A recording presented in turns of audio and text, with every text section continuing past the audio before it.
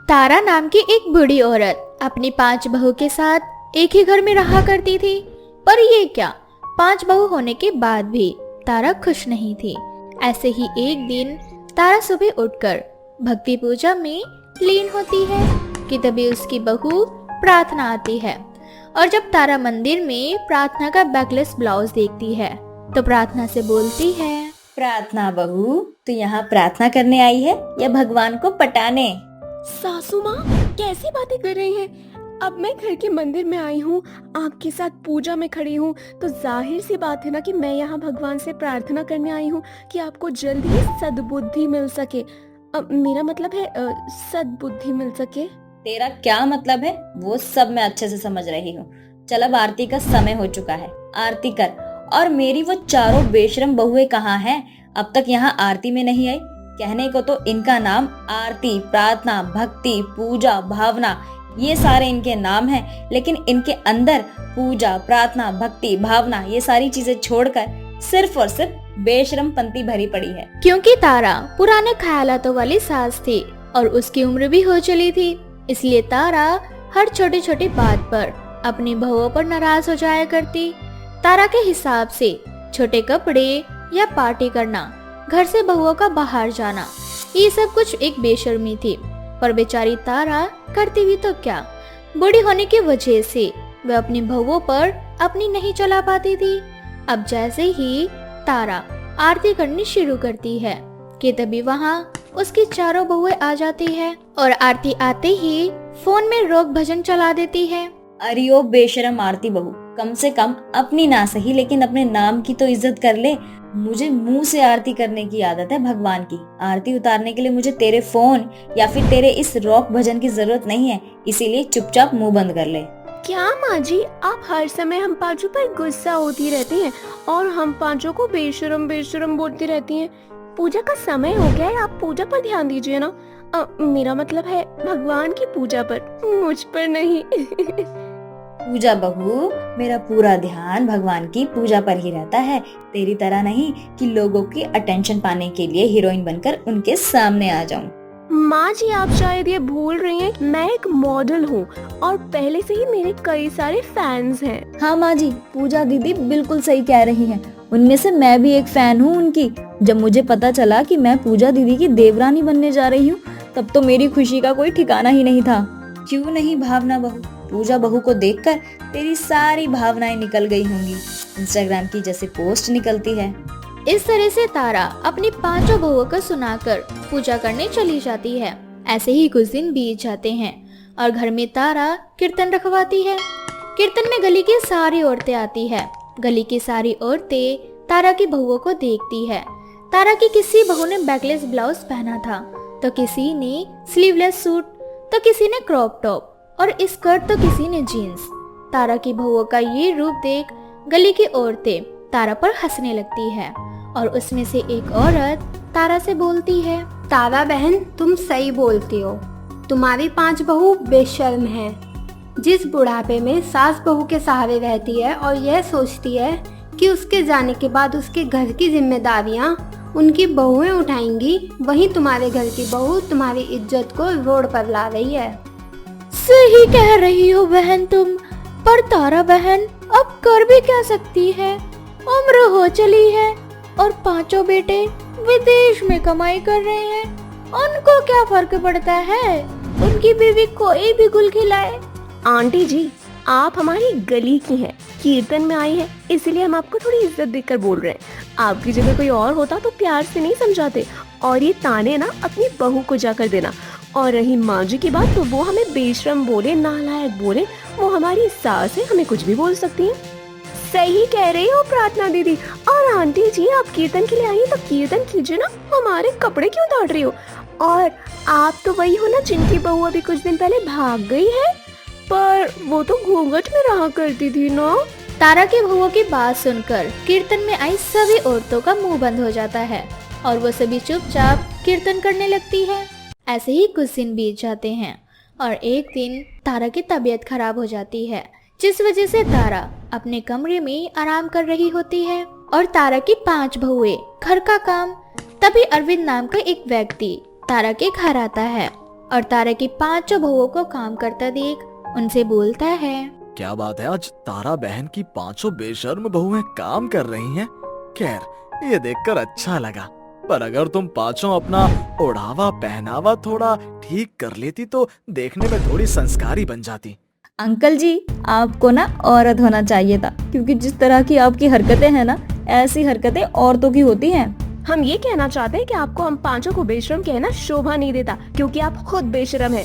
अरे पूरा मोहल्ला जानता है इस बुढ़ापे में आपने तीसरी शादी की है। और एक बात, कपड़ों से कभी किसी को जज नहीं करना चाहिए कि वो बेशरम है या संस्कारी। वैसे आपकी जानकारी के लिए हम बेशरम बहुएं आपको बता देते हैं कि माँ जी की तबीयत ठीक नहीं है, तो उन्हें आराम करने दीजिए, क्योंकि हम नहीं चाहते आपकी बेटों की बातें सुनकर उनकी तबीयत और ज्यादा खराब हो। और वैसे भी जब माँ जी हमें बेशरम बहू कहकर बुलाते हैं, पांचों को अच्छा लगता है। इस तरह से अपनी बेइज्जती होता देख अरविंद वहाँ से जाने लगता है और तभी वहाँ तारा आ जाती है। तारा को देख अरविंद तारा को उसकी 5 बहुओं के खिलाफ भड़काने लगता है, जिस पर तारा अरविंद से बोलती है।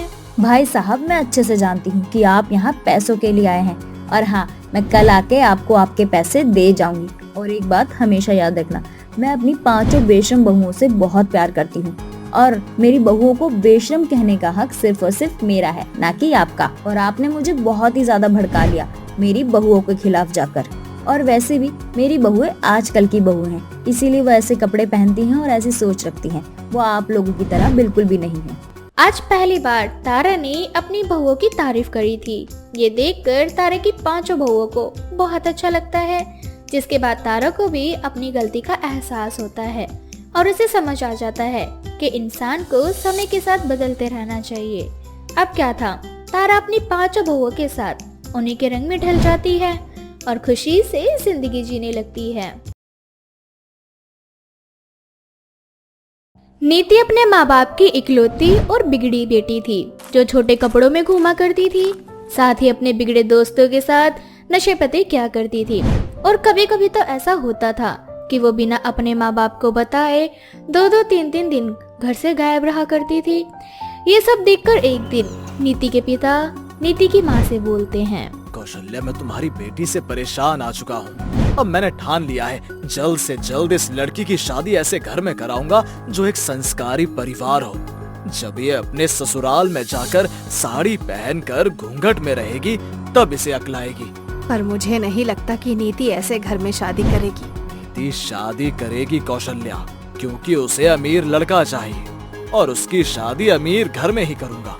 इस तरह से नीति के माता पिता विवेक नाम के एक बहुत ही समझदार और संस्कारी लड़के से उसका रिश्ता तय कर देते हैं और बड़ी ही मुश्किलों से नीति की सच्चाई छुपाकर उसकी शादी विवेक से करवा देते हैं। शादी के अगले ही दिन नीति छोटे कपड़े पहनकर खाने की टेबल पर आती है।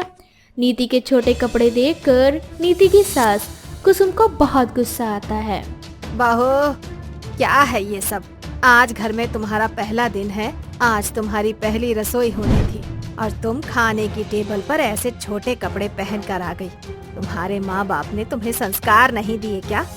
अगर मेरे माता पिता ने मुझे संस्कार सिखाए होते तो ऐसे संस्कारी घर में वो लोग मेरी शादी नहीं कराते।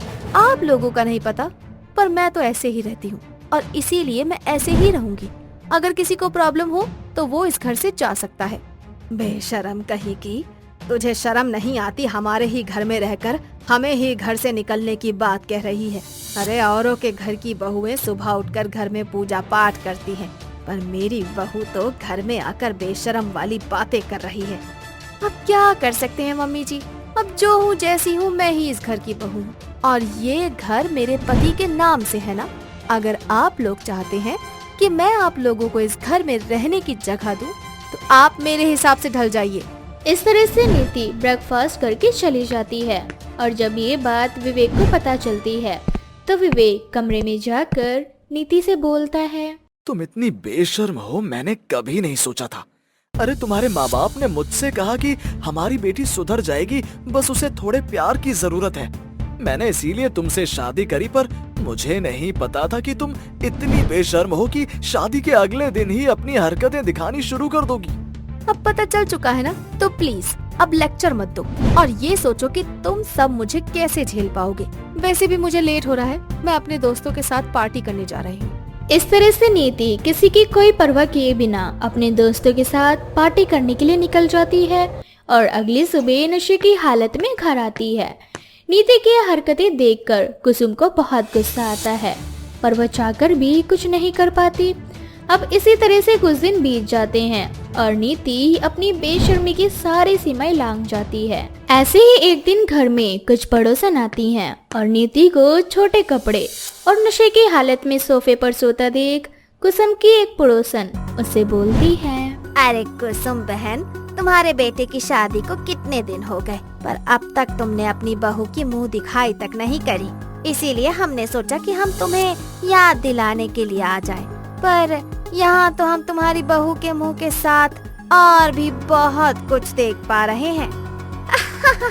तुम बिल्कुल सही कह रही हो बहन। कुसुम की बहू को देखकर ऐसा लग रहा है मानो जैसे संस्कारी बहू नहीं, बेशरम बहू उठा कर ले आई हो। राम राम राम, ऐसी बहू किसी को ना दे। अरे नहीं नहीं बहनों, तुम सबको कोई गलतफहमी हो रही है। ऐसा कुछ नहीं है जैसा तुम समझ रही हो। अरे बहन, हमें सब समझ में आ रहा है, और वैसे भी किसी के घर में क्या चल रहा है ये हम पड़ोसी वालों को ना पता हो तो ऐसा हो ही नहीं सकता। हमारे कानों में तो उड़ती उड़ती खबर आई थी कि तुम्हारी बहू बड़ी ही बेशरम है, पर आज तो हमने अपनी आंखों से भी देख लिया। कुसुम की पड़ोसन उसे उसकी बहू के लिए ताने मार ही रही होती है कि तभी नीति होश में आती है और उठकर पड़ोसन से बोलती है, तुम सब यहाँ मेरी सास से मेरी चुगली करने आई हो। तुम सबको मैं अभी सीधा करती हूँ। इतना बोलकर नीति लड़खड़ाते हुए एक पड़ोसन के ऊपर गिरती है और उसके ऊपर उल्टियाँ कर खुद बेहोश हो जाती है। और यह देखकर कुसुम की पड़ोसन उससे बोलती है, हे भगवान, कुसुम बहन, तुम अपने घर में बहू लेकर आई हो ये ड्रामा। देखो तुम्हारी बेशरम बहू ने मेरा क्या हाल किया है। हे भगवान, मैंने गलती नहीं पाप कर दिया जो मैं इनके घर इसकी बेशरम बहू को देखने आई। मैं अपनी बहू की इस हरकत के लिए तुम दोनों से माफी मांगती हूँ। अरे तुम्हारी माफी का हम अचार डालेंगे क्या? अब हम कभी नहीं आएंगे तुम्हारी बेशरम बहू को देखने। इस तरह से कुसुम की पड़ोसने वहाँ से चली जाती है और कुसुम रसोई घर में पानी लाकर अपनी बहू के मुंह पर डालती है। अब नीति का सारा नशा टूट जाता है और वो चिल्लाती हुई अपनी सास से बोलती है, ये क्या बदतमीजी है मिस मम्मी जी? अगर इसे बदतमीजी कहते हैं बहू, तो तूने अभी जो किया पड़ोसियों के साथ उसे क्या कहते हैं? हमने बहुत सह लिया तुम्हारा ये ड्रामा। अब कान खोलकर मेरी बात सुन लो। अगर तुम नहीं सुधरी तो हम एक असली सास बनकर तुम्हें दिखाएंगे। हाँ। इतना बोलकर कुसुम गुस्से में वहाँ से चली जाती है, जिसके बाद नीति खुद से बोलती है, मिस मम्मी जी, आप नहीं जानती आपने किससे पंगा लिया है। इतना बोलकर नीति अगले दिन अपने घर पर अपने कुछ फ्रेंड्स को बुलाती है, जहां वो अपने सभी फ्रेंड्स के साथ छोटे कपड़े पहनकर डांस कर रही होती है, साथ ही नशा भी। घर से आ रही तेज आवाज सुनकर पड़ोस की कुछ औरतें आकर कुसुम को भला बुरा सुनाने लगती है और कुसुम की बहू की ऐसी बेशर्मी देखकर उस पर थू-थू करने लगती है, जिसके बाद कुसुम नीति के सभी दोस्तों को घर से बेइज्जत करके निकाल देती है। तुम सब मेरे घर से निकलो, ये मेरा घर है, तुम्हारा क्लब नहीं है। तुम सब छोटे कपड़े पहनकर हाथों में दारू की बोतल लेकर नाच गाने कर रहे हो यहाँ। हाँ? मिस मम्मी जी, वो मेरे दोस्त हैं। खबरदार अगर आपने और बदतमीजी से मेरे दोस्तों से बात की तो। और ये मेरा घर है बहू, अगर तुम सबको पार्टी करनी है तो जाकर क्लब में करो या रोड पर। मेरे मंदिर जैसे घर में अगर अब कभी शराब पी या नशे से जुड़ी कुछ भी चीज आई तो मुझसे बुरा कोई नहीं होगा बहू। और अगर अब तुम्हारे दोस्त ऐसे आधे अधूरे कपड़े पहनकर मेरे घर आए तो अगली बार मैं तुम्हारे दोस्तों के साथ तुम्हें भी धक्के मारकर घर से बाहर निकाल दूंगी। इस तरह से कुसुम वहाँ से चली जाती है, पर नीति के सभी दोस्तों को अपनी गलती का एहसास होता है, पर अब भी नीति को अपनी गलती का एहसास नहीं होता। अब ऐसे ही समय बीतता है और एक एक करके नीति की सारी सहेलियों की शादी हो जाती है। शादी होने के बाद नीति के सारे दोस्त एक संस्कारी बहू के तरह अपने घर और अपने परिवार की जिम्मेदारी उठा लेती हैं।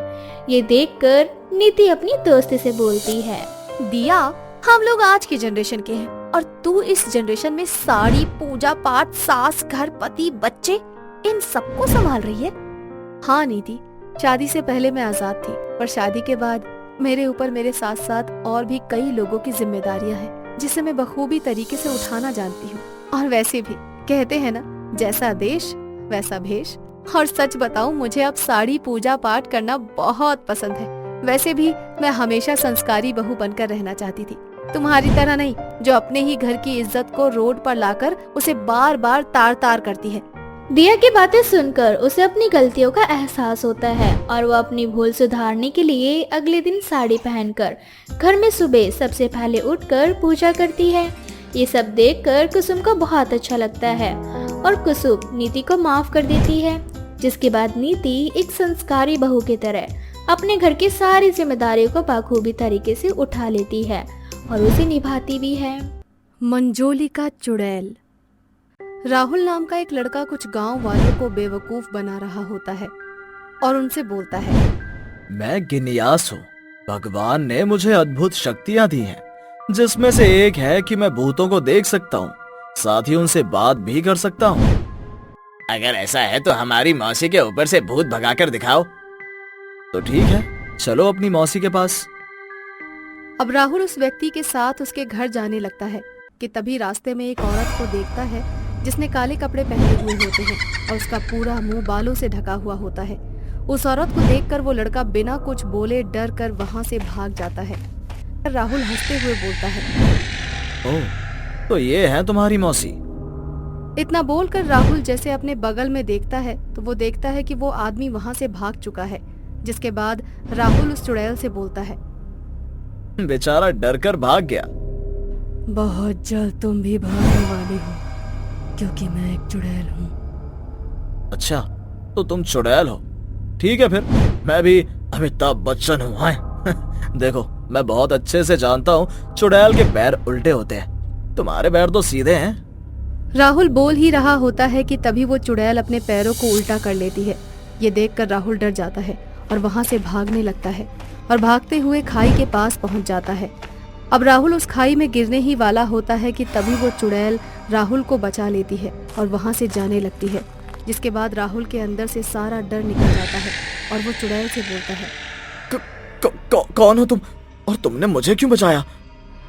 राहुल की बात सुनकर चुड़ैल रोने लगती है और कुछ देर बाद राहुल घर आ जाता है, जहां वो मंजोलिका की तरह नाचने लगता है। ये देखकर सबको बहुत हैरानी होती है और राहुल के पिता राहुल से बोलते हैं, राहुल बेटा, ये तुम्हें क्या हुआ?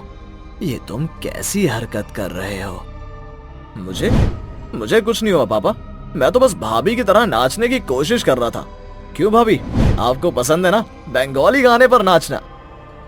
इतना बोलकर राहुल पास में पड़ा चाकू उठा लेता है और उससे अपनी भाभी अंजू पर वार करने ही वाला होता है कि तभी उसकी भाभी राहुल के पिता का गला पकड़ लेती है और बोलती है, मैं जानती हूँ अंजू कि राहुल के अंदर तुम्हारी आत्मा है और तुम यहाँ मुझसे बदला लेने आई हो।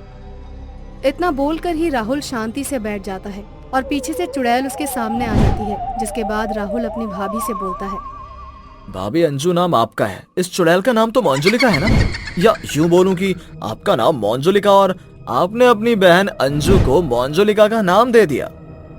राहुल की बातें सुनकर और अपने सामने अपनी ही शक्ल की चुड़ैल को देखकर अंजू के होश उड़ जाते हैं। जिसके बाद वो चिल्लाते हुए बोलती है, ओह, तो इस चुड़ैल ने मेरी इस बहन से सब कुछ बता दिया।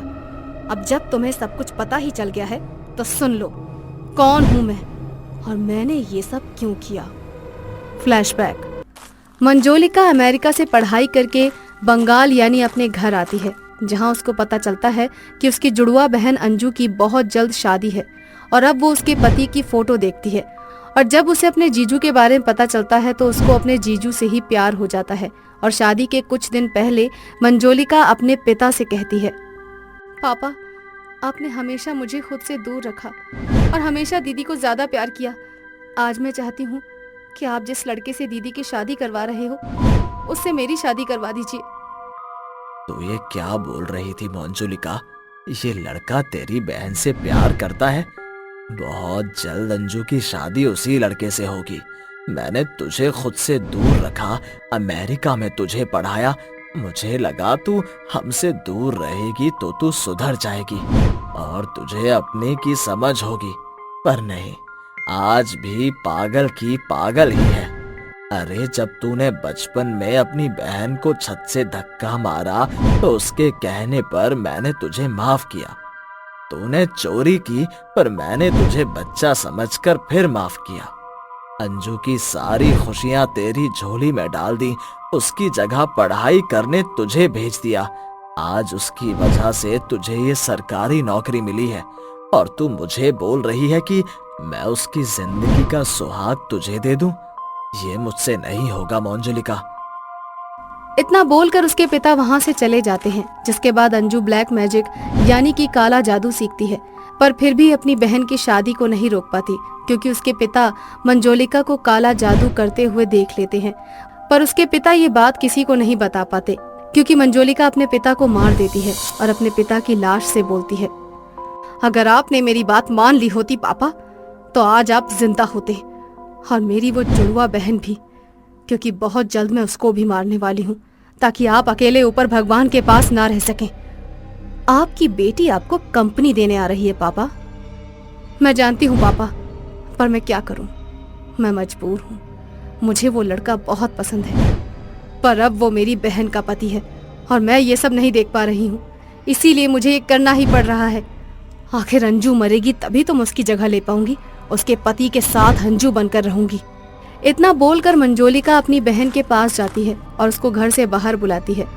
अंजू जैसे ही घर से बाहर आती है, मंजोलिका उसको मार देती है और खुद अंजू बनकर उसकी जगह ले लेती है। अब कुछ दिन ऐसे ही बीत जाते हैं। एक दिन अंजू के ससुराल वालों को किसी की परछाई नजर आती है और कुछ देर बाद वो सब देखते हैं कि एक चुड़ैल बंगाली गाने पर नाच रही होती है। मंजोलिका अपनी बहन को चुड़ैल के रूप में देखकर खुद से बोलती है, ये मरने के बाद चुड़ैल बनकर आ गई है, वो भी मुझे मारने के लिए। पर ये नहीं जानती कि मैं कौन हूँ। इतना बोलकर मंजोलिका सबको मंदिर में ले जाती है। अब अंजू की आत्मा मंदिर के अंदर नहीं आ पाती क्योंकि मंजोलिका ने अपनी काली शक्तियों से उस मंदिर के बाहर एक घेरा बना दिया था, जिस वजह से अंजू की आत्मा मंदिर के अंदर नहीं जा पाती। और जब अंजू सबको सच्चाई बताती है तब किसी को उसकी आवाज नहीं आती, जिसके बाद मंजोलिका अपने गुरु को बुलाकर अंजू को मंजोलिका बनाकर उसकी आत्मा को एक कमरे में कैद कर लेती है। इस तरह से मैं इस घर की बहू बनकर यहाँ राज करने लगी। पर ये आप सबका बेवकूफ बेटा जो खुद को गॉड गिफ्ट बोलता है, इसने अपनी असली भाभी को आजाद करवा लिया। तुझे जितने ऐश करने थे तूने कर लिए, अब मरने के लिए तैयार हो जा। चुड़ैल की ये बोलते ही तेज हवाएं चलने लगती हैं और चुड़ैल के इशारों पर घर की चीजें अपने आप टूटने लगती हैं, जिसमें से कांच का टेबल टूटकर मंजोलिका के पेट पर गिर जाता है और मंजोलिका की वहीं पर मौत हो जाती है। मंजोलिका के मौत के बाद अंजू बोलती है, राहुल, ये सब तुम्हारी वजह से हुआ। आज तुम्हारी वजह से मैंने अपनी कातिल बहन से अपनी मौत का बदला ले लिया। भाभी, ये सब हमारी वजह से हुआ है, जो हम इतने सालों में उस बहरूबियन को नहीं पहचान सके। जब मैं ही अपनी बहन को नहीं पहचान सकी तो तुम कहां से पहचान पाते। अब मेरे जाने का समय हो गया है, अब मुझे जाना होगा। और अब आप सभी इस तरह से खुश रहना, मैं ऊपर से आप सबको देखूंगी। भाभी, आप बहुत अच्छी हो, काश कि आप हमेशा हमारे साथ रहती। हम आपको हमेशा याद करेंगे, आप ना होकर भी हमेशा हमारे दिल में और इस घर में रहेंगी। जिसके बाद अंजू की आत्मा को शांति मिल जाती है और वो हमेशा के लिए वहां से चली जाती है और राहुल अपने परिवार के साथ खुशी खुशी रहने लगता है।